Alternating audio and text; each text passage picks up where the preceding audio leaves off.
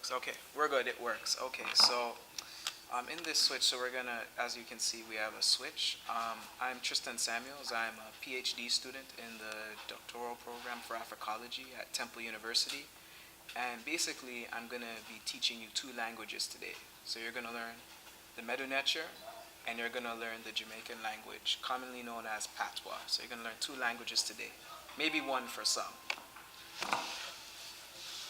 All right, so what I'm basically going to be doing is I'm going to be comparing two grammatical concepts.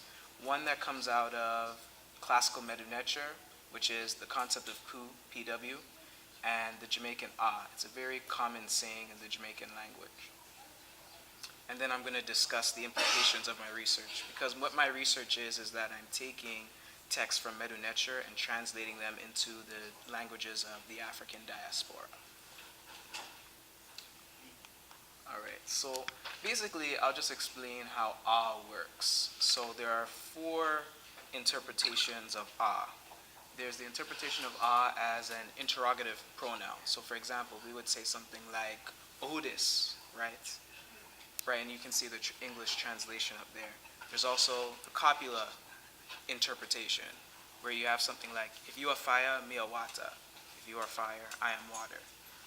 Another interpretation is that ah is a progressive tense marker. So you can see the example I have up there, Imatan Pandi road. He is or was standing on the road.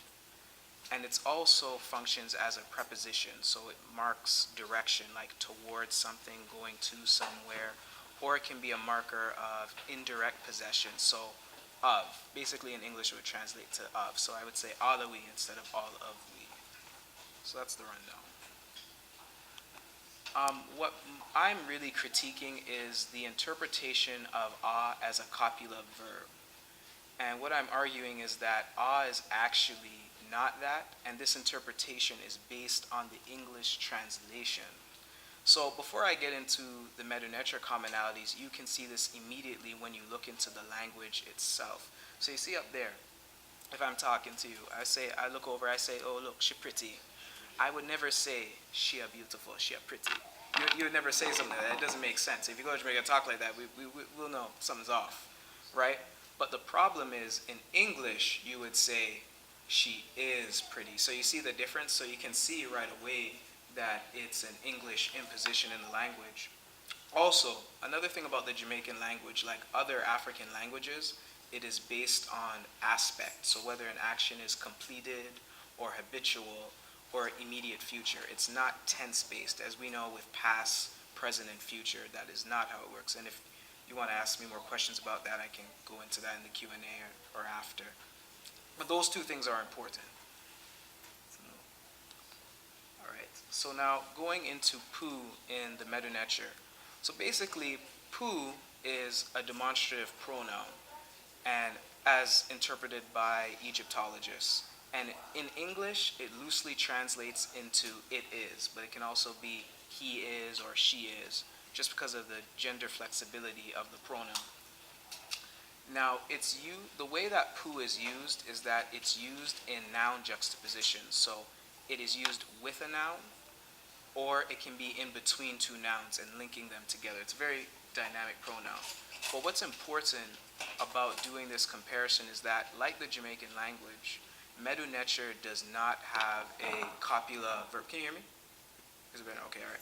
Yeah, Medu Necher does not have a copula verb, and the reason for this, I've argued, is because African languages do not have subject alienation. I think the reason that Indo-European languages have a copula verb is because of their binary way of thinking. You think of, object, subject, antagonisms. I think that's why you have something like a copula verb. What African people have, because I don't like the concept of zero copula, because that's usually what's used to explain this process in African languages.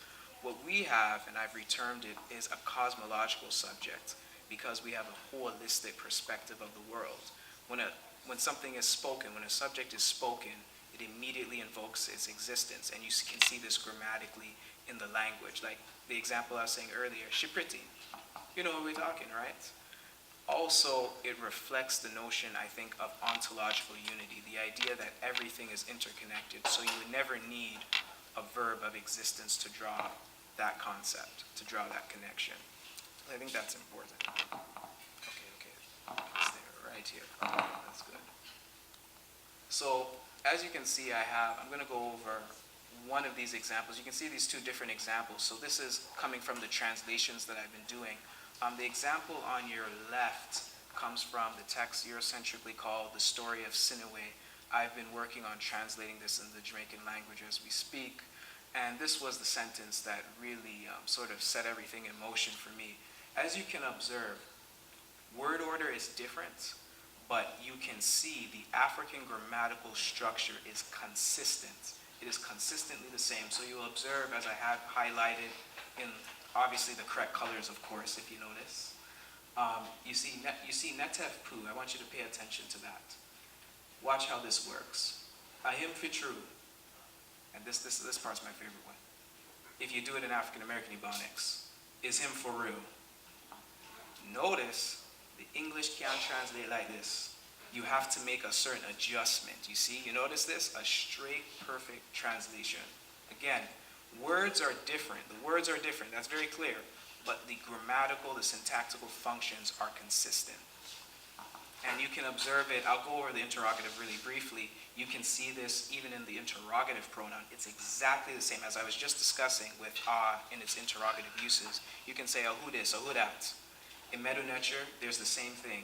There's puter, and then there's the contracted form that we see up there, petit, which I've underlined in green, which is petit. It's the same word, it's just a contracted version.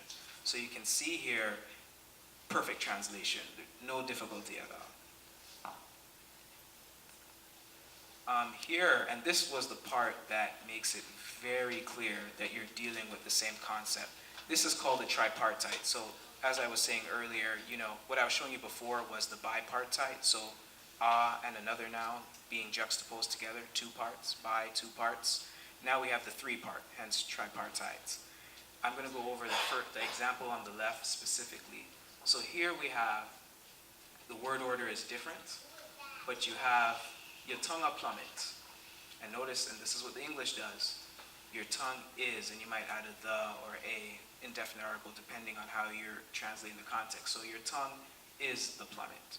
So you see why English has this problem when it comes to interpreting the Jamaican but when you take it all the way back to the Medu-Necher, you always got to start being for African people. It's much clearer what is actually going on in the sentence. So now, how I came up with the idea of the invocative pronoun is that because also when we're doing these kinds of analysis, we have to look at how was the word used throughout the history of the language. There was two prior uses to how pu was used. It was used as an invocative pronoun. As a vocative particle. So a vocative is basically a direct address. Like when I say, yo, what's up? Or, yo, my man. Yo is the vocative. So it's a direct address. There's other kinds of direct addresses, as you can see in my translation up there, but you can notice there's a big difference in even how I translate the vocative. Now, pu was also used as a demonstrative pronoun for the masculine singular because there's gendering in the language, masculine and feminine. So it was translate to this or that, basically. So those were the two usages of pu in the language prior to the usage we saw later in the classical stage of Medu-Necher. There's several phases of it, but I'm just giving you a rundown. That's the earlier usage of pu. So how I came up with the idea of invocative is that basically what I realized, the way that pu is being used in the text is that it combines both the demonstrative features, like what we see in demonstrative pronouns, but it's also functioning in a sort of direct address like the vocative particle. So how I came up with invocative, mainly because while it has that sort of demonstrative quality, its ability to link nouns I thought was important. Either it can stand on its own as a noun, and it can link to other nouns. So it invokes the presence of another noun, or it invokes itself. So that's why I've tentatively termed it the invocative pronoun. And of course, we can see there's a clear correspondence with in the Jamaican language. So therefore, would also be an invocative pronoun by this same logic. So what are some of the implications? So immediate implication, we see that the way the Jamaican A is interpreted in terms of it being a copula is incorrect. What A is, now as I mentioned earlier, A is also, because it's interpreted as a copula verb, it's also interpreted as a progressive tense marker. So in English we would say he is or was going. So they would interpret whenever A comes before a verb, it would be assumed that it was functioning like is and was. But again, Jamaican language is not tense-based, it is an aspect-based language. And you can see what this is actually the prepositional A, which is different from the pronoun. It's the prepositional usage as I have in the example up there. So I'm just going to read my translation and you can see the meta-nature correspondence. So observe how knowing the meta-nature enhances how you understand the Jamaican language. Watch this. Unu fada yam de bread, right? Or you can say unu fada eat the bread, right? We always say this before because a as a preposition is more directional, like upon or in a state of, as you can see in my English translation. But again, that's not usually seen because the perspective that it's being analyzed from is English, not the actual African context from which it emerges. So what are some further implications? It's basically, if you want to understand black people in this time period or another time period, you have to understand the way we talk. Simply, to understand black people, you need to look at how black people do things. That's the short and end.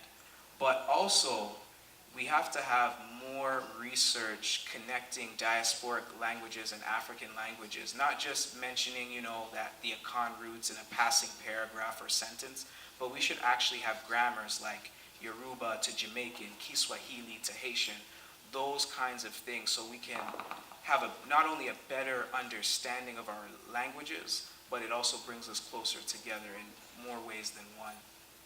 And what you realize, and what I've realized through translation, the more that I've become more familiar or I've had a stronger grasp of meta-nature, is that translation is always a cultural act, because language is a vehicle, a critical vehicle in cultural expression. This is why I can take a language developed in the 17th century and still see similarities with an ancient African language. And this goes to another part of my research.